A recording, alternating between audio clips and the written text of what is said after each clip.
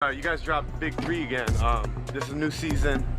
I remember you famously made an offer to Caitlin Clark, but what about Angel Reese? Do you think she could ball out? You know, she's pretty solid, you know? Yeah, she's a great player.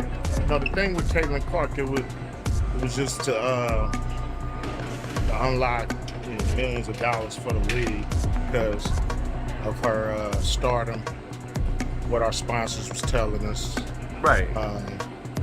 You know, they didn't tell us the same thing about Angel Reese, so I don't know if we can make that. Same offer. I see. She walked into a city that wasn't supposed to be hers, didn't say a word, and the building answered for her. That's the moment everyone keeps missing. Not the post, not the tunnel walk, not the subtle jab, just the noise when Caitlin Clark stepped into Chicago and the crowd told you where the energy lives now. You can argue bias, you can argue media, you can argue who took over whose trap, but thousands of voices don't lie. The city picked its soundtrack, and the chorus was loud. A week earlier, Angel Reese lit the match. Walk into your trap, take over your trap. The Reebok clip. The caption. The I'm in your city strut aimed straight at Indiana and the rookie who never responds. That's the part that stung. Because when you call the shot like that, the next weekend becomes a scoreboard, spoken or not.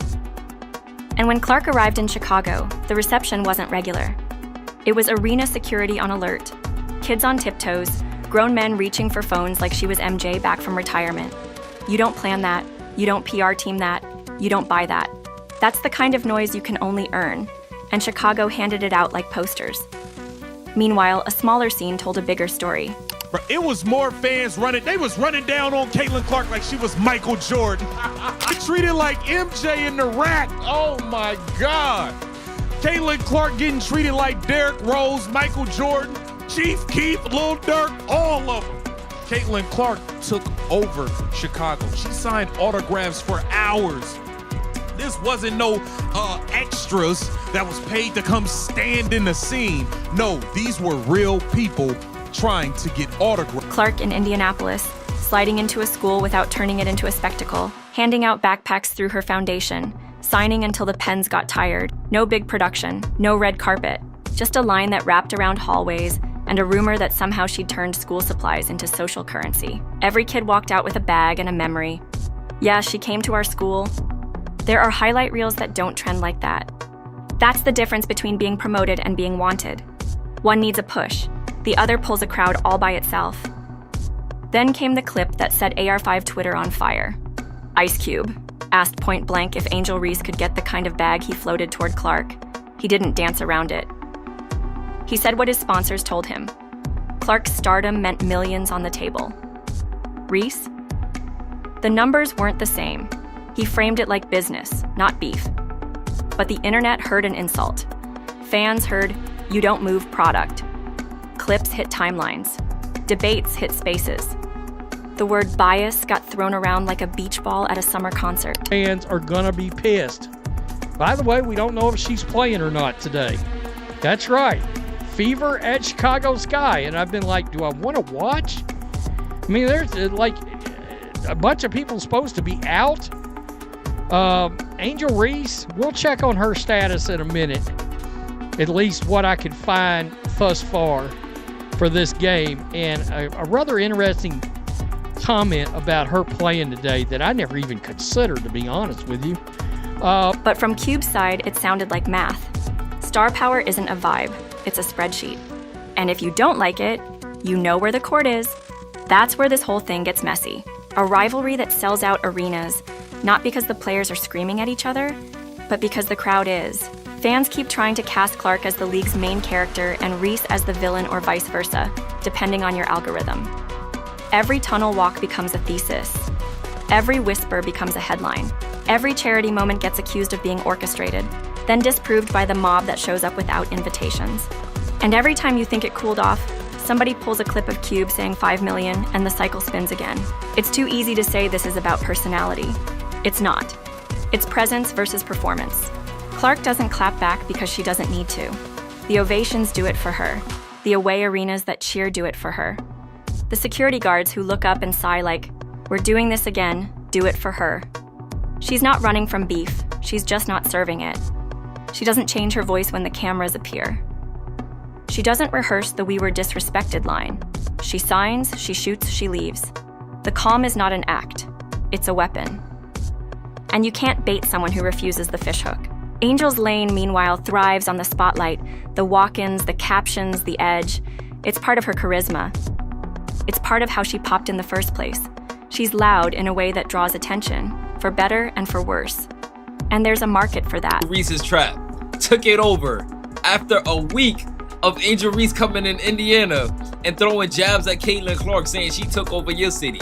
Talking about she took over your trap. Like, look at this right here with Angel Reese. This was just about a little over a week ago. Angel Reese posted to her Instagram page, a Reebok commercial saying, "Walk into your trap, take over your trap," and it was captioned, "I'm in your city." Like, do you see the constant jabs of Angel Reese? If this is not like a microcosm of what Angel Reese did to get on, what Angel Reese did to get famous, chasing around Caitlin Clark, pointing a finger, this is... There's also a bill for it. Because when the crowd shows up for Clark in street clothes, it puts pressure on every player whose team needs a moment that isn't a tweet. You can't fake ovations. You can try to compete on the runway, but sellouts answer only to the scoreboard of human noise. If the seats fill, the narrative bends. Back to Cube. It wasn't personal, he kept saying between the lines. It was sponsors. It was value. It was the reality of what stardom meant to a league that needed eyes. Reports say he offered Clark a headline number because his partners believed she could change the math. They didn't say the same for Reese. That doesn't mean Reese isn't a draw. It means the slopes are different. And in sports, the slope is everything. If one player turns a Tuesday night into a spectacle, money moves. If another player scores well but the room doesn't change, money sits. That's the cold part of this story. It's not about who you like. It's about who fills a building when nothing else is happening. People keep asking for proof that this is real. Like you can't hear it every time Clark steps into a visiting arena and the noise shifts. Like you didn't see a Chicago crowd treat her like the hometown headliner. Like those kids at that school weren't proof that this is bigger than highlights. Nobody is played the Chicago Sky on Barbie night, and obviously it was... I actually am impressed by Chicago Sky's fight. They were overmatched. They were absolutely overmatched. Because I gotta say this, like they tried. This is the first time I've seen the Sky without both Angel Reese and Ariel Atkins like try for a full game. Reese is pretend. She's not. She's a worker, a rebound magnet, a tone setter.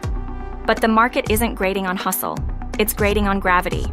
Who pulls things toward them without tugging? Who can be silent and still rearrange the room?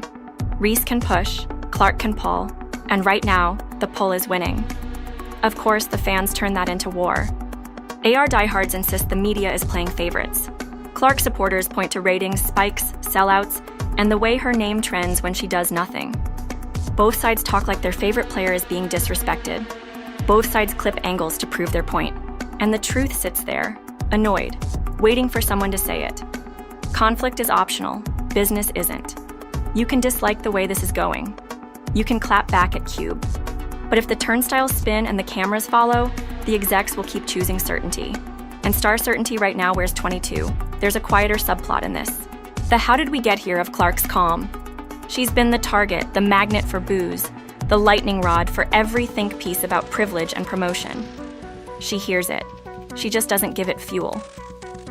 There's power in being the person who will not be dragged into the mud, no matter how many hands reach for you. People expect friction, and she keeps showing them frictionless. That messes with a lot of strategies. You can't fight someone who won't fight you. You can only watch what happens when the crowd decides to cheer anyway. Reese, for her part, has the right to carry a chip. She came into a league that scrutinizes everything she wears, everything she says, everything she posts. She leans into the show because the show sells. But the show is a treadmill, and right now, it looks exhausting. Every week needs a moment. Every moment needs a reaction. Every reaction needs defending. And all the while, numbers don't care about feelings. If you're winning, the room softens. If you're losing, the room demands a new trick. That's why this feud keeps simmering, because both are tethered to different kinds of power, and the scoreboard doesn't accommodate both at once. What flips it? Hoops, not captions, not commercials. Real Stack the Wins hoops. Reese has a chance to turn this by anchoring a run that feels undeniable. Controlling glass, stealing possessions, closing games. The moment the skies start ending nights with W's that feel like statements, the narrative shifts. A crowd can forgive a tunnel walk if you drop a 2015 and stomp out a rival. Even Cube's calculus changes if the needle moves at the gate. The league is hungry. You don't have to be everyone's favorite to be the event. You just need to force appointment viewing, but the window isn't polite. Clark's still only in her rookie chapter, and even half-built, the machine already hums. Reports claim stadiums have felt different when she visits. Clips show signing lines that don't end. Commentators argue whether this is marketing or momentum, and the answer is yes, she's both. She's also a problem for anyone hoping to talk their way into parity. When the noise is this loud, other routes feel quiet. That's why the backlash sounds so frantic. It's not hatred, it's urgency dressed up as... There's another angle nobody wants to admit. A lot of this tension fuels the league. The debates, the comparisons, the jabs, the counters. See, this is why sometimes you gotta learn to leave people alone and mind your own damn business. This is exactly why. You bark up the wrong tree, it might just fall on you. What happened to Miss Angel Reese? She's all in Indiana during All-Star, and her Reebok campaign, come to your track, take over your track. What happened to that? Because it looked like Caitlin Clark went to Chicago and took the city. This is how stars get minted in the modern sports economy. Fans want a hero. They want a foil. They want to believe there's something at stake beyond seeding. The trick is to ride the story without letting it ride you. Clark has fans playing defense for her while she keeps her hands clean. Reese has fans swinging first so she doesn't always have to. Both strategies can work, but only one of them comes with the quiet that sponsorships love. That's where Cube's comment felt like a reveal. Sponsors don't just buy numbers, they buy ease, less headache, less volatility. More guaranteed hoopla with fewer fires to put out, which is why Chicago mattered. Not just the game, the reception, the autographs, the away ovation that felt like a home crowd with the colors swapped. That's the measurement front offices track and pretend they don't. Who can walk into a rival's building and drag half the building onto their side?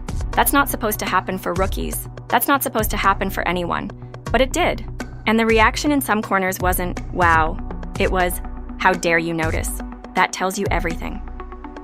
When acknowledging the temperature becomes controversial, the thermometer is not the problem. This is where I remind you, both of them can eat. The league is bigger than one storyline. There's room for Reese to be a cultural lightning rod and for Clark to be a gravitational well.